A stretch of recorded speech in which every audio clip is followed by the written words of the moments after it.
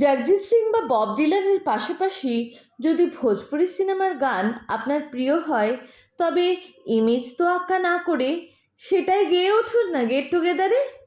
দামি রেস্টুরেন্টে গিয়ে বিরিয়ানি যদি হাত দিয়ে খেতে স্বাচ্ছন্দ্য বোধ করেন, তবে চারপাশের ফর্ক বা স্পুনদের পাত্তা না দিয়ে টপ করে হাত দিয়ে আধভাঙা আলুটাকে ভেঙে আঙুল ধরে মুখে ঢোকান।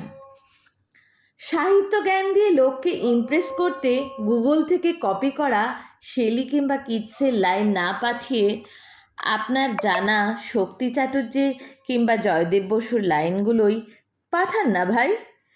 বাস্তব জীবনে আপনি হয়তো সাউথ ইন্ডিয়ান অ্যাকশন সিনেমার পোকা, কিন্তু সোশ্যাল মিডিয়ায় আপনি কোরোসোয়া কিংবা ট্যারেন্টিনার বাইরে কোনো সিনেমাকে পাত্তা দেওয়ার যোগ্য বলে মনেই করেন না।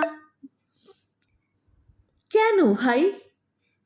ভিতরে ভিতরে আপনি যদি হিমোর মতো অগোছালো হন, বাইরে তাহলে কেন অযথা কিতাদুরস্থ মানুষ সাজতে চাইছেন? হ্যাঁ, এসব করলে প্রাথমিক পর্যায়ে বেশ কিছু মানুষের দৃষ্টি আকর্ষণ হবে ঠিকই, কিন্তু কি জানেন, এই আকর্ষণগুলোর ভিতটা না বড্ড নড়বড়ে হয়ে যায়। দুদিন বাদে আপনি হাঁপিয়ে উঠবেন, আর না হলে উল্টো দিকে থাকা মানুষটা বুঝে যাবে তিনি যাকে খুঁজছিলেন আপনি সেই মানুষটা নন।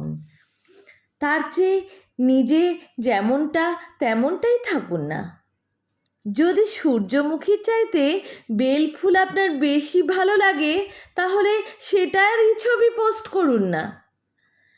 যদি ক্যাফেটেরিয়ার চাইতে মাটির ভাঁড়ের চা আর প্রজাপতি বিস্কুট আপনার বেশি পছন্দের হয়, তাহলে ওখানে গিয়েই আড্ডা মারুন। যদি ছোট থেকে পদটাকে আলু ভর্তা বা আলুর চোখা বলে আসেন, তাহলে হঠাৎ আজকে ম্যাশড পটেটো কেন বলেন?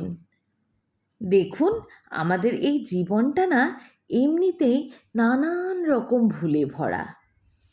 তাই অন্তত নিজের কাছে নিয়ে নিজের সত্তাটাকে মেলে ধরুন।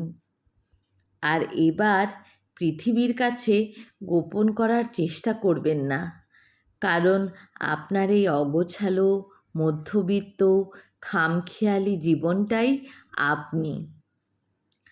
আর যে আপনার এই সত্তাটাকে জেনে বুঝে রাস্তা পার হওয়ার সময় আপনার হাতটাকে শক্ত করে চেপে ধরবে, জানবেন সেই আপনার সঙ্গে আরও অনেকটা পথ হাঁটতে এসেছে।